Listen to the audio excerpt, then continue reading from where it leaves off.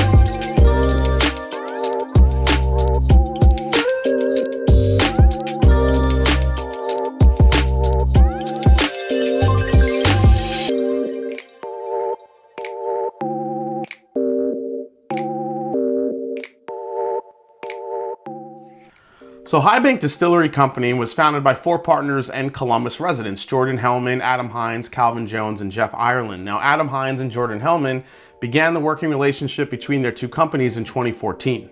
Around the same time, an idea between the two of them started to brew while they both had a passion for craft beer. Forming another brewery here in the already well-populated Columbus beer market seemed a bit risky. So they decided to focus their energy on their next love, bourbon. It was this passion for bourbon that the two decided to open a micro distillery in Columbus, Ohio, with the intention of making great spirits that they would be proud to have featured on any bar shelf here in the United States. Now, when Ohio forged plans for the state capital, the area known as Franklinton was a primary consideration due to its close proximity to the water and pre-existing infrastructure. After a lot of thought, they concluded the risk of flooding was too great, so on February 14, 1812, the state legislature accepted plans to lay out the capital, now known as Columbus, on the High Bank opposite Franklinton at the fork of the Scioto and Olentangy rivers, hence the name High Bank. So High Bank crafts a variety of spirits, including vodka, gin, and rum, all made in-house. Now, their whiskey, on the other hand, named Whiskey War, has a story all its own. Now, Prohibition is said to have started just 12 miles from the High Bank facility. In 1875, Henry Corbin took a chance and opened a saloon in an area known to strongly oppose the consumption of distilled spirits. Not once, but twice, that saloon was blown up. It was said before the first explosion, he came outside to address the protesters with two pistols drawn. That single act is believed to have ignited the Whiskey War of Prohibition and launched the Anti-Saloon League. So that's a cool little detail, because at the top of these two new special release bottles, you have some very heavy metal corks with the two crossed pistols right on top. And just a really cool detail to kind of call out the importance of that story.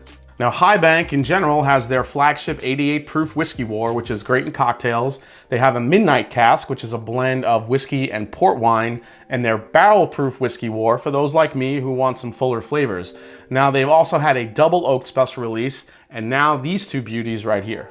So these two new releases, called Whiskey War Barrel Select, is their barrel-proof product finished in two different unique casks. We have a Cabernet Sauvignon, which was finished in a used French cherrywood Cabernet barrel, and the Sangiovese finish, which was finished in a French cherrywood used Sangiovese barrel. Now, Sangiovese is an Italian variety of wine. All right, so I'm gonna open these up to show you guys once you take them out of the bag.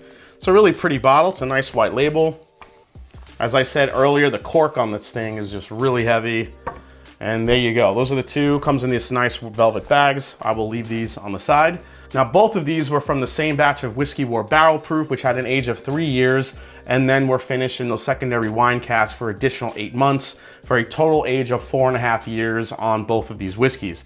These are both 118.5 proof and have an MSRP of 110 bucks. All right, guys, so I have these poured. Here's the very heavy cork that it comes with. Again, with those two cross guns that I like so much. Let's put this back in the bottle. Oh, it goes in there nice and tight. Whiskey War is a blend of 3 different mash bills, actually. It's 2 from MGP and 1 from a distillery in Tennessee. Combined, it's actually a pretty high rye mash bill, 75 to 80% rye. So High Bank's doing what a lot of craft distilleries do by sourcing and waiting before their own High Bank bourbon will be ready for release. Right now, High Bank is at 2 years old for their own in-house bourbon currently, and will most likely be another 12 to 18 months before they release the first batch.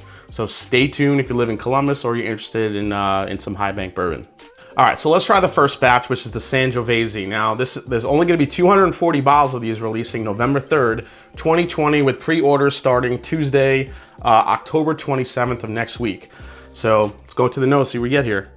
You definitely get the wine influence on here, but I also love the fact that I can get that high rye mash bill. So it's very sweet and spicy. The Sangiovese has this really beautiful sour cherry note on it that I'm picking up. That's really nice. Very well balanced. Again, this is on the younger side. It's not overly complex, but there is a lot of wine influence from the cask here. It's got like an earthy quality to it, almost like a cigar, like a really nice cigar, which I cannot actually wait to try this with a cigar. I think it's gonna go really well hand in hand. Get a nice spicy cigar with kind of this sweet and spicy and earthy whiskey. I think it's gonna go well. We'll see how it goes. Let's go for a sip, here we go. So this does have some bite to it, being that this is the barrel proof Whiskey War that they use with that high rye mash bill. There's a lot of spice up front, but it definitely goes along with the sweet characteristics here. Not only do they have like a sour cherry, then there's a citrus note that jumps in. There's a really nice like roasted almond note that comes in. It's very earthy as well. I love the nuttiness on the palate that I wasn't getting on the nose. Let's go for another sip here. It's like honey roasted almonds just like draped with cherry syrup, like sour cherry syrup. Add a little like orange zest on there. Then right on the finish, you get the spiciness, and then that earthy quality comes in. It finishes with like this tobacco. I think for such a young whiskey, the fruit flavors really do kind of balance it out nicely. So far, I'm a big fan of the Sangiovese. Let's try the Cabernet. So the Cabernet is the second batch. That's also 118.5 proof.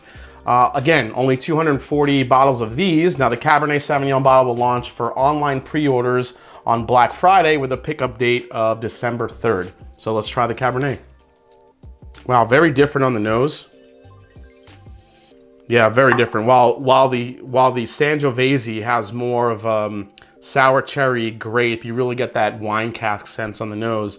This is actually coming through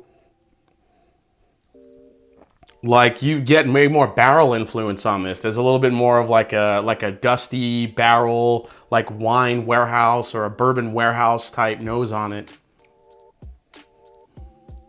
Oh, I think the nose wins on the Cabernet for me here. I'm getting a little bit of that nuttiness here too that I was getting in the Sangiovese. I'm not getting as much fruit that I was getting on the Sangiovese. This is a little bit deeper, darker, and earthier on the Cabernet.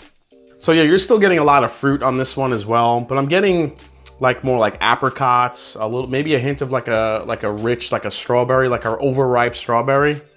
But it's all kind of intermingling with this really nice, like dusty barrel, like warehouse type quality to it. It really smells nice. Now the colors on these are pretty damn close. The Cabernet might be just like a shade darker. But yeah, I can't really get over that warehouse smell that I'm getting. That really beautiful, like, it's almost like when you have a dusty bourbon, like an older bourbon, and you just have like that, I don't know, there's just something about it that gives it like that.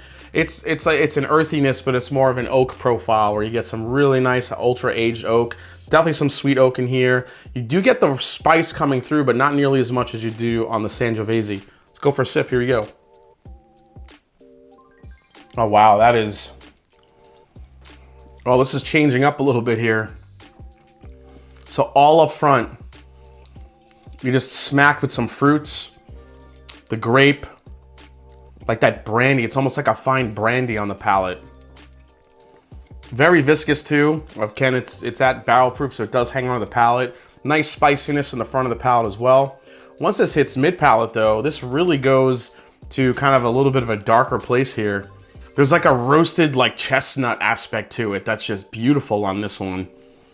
A lot of like interesting wine notes I'm picking up, but I feel like it's more of like this aging quality to it. I think it really picked up. I don't know how old the barrels were that they used, that they finished this in, but if they have it, they're bringing a lot of character to these finished whiskeys. Let's go for another sip. There's a hint of a chocolate there and like a burnt orange. Man. I don't know, when I first cracked these open and tried them for the first time, I was leaning Sangiovese, but now I think I'm kind of going over to the Cab side here. This thing has just gotten just richer. Yeah, just the flavors on this one, I'm loving it. I love it. It actually tastes older than it does.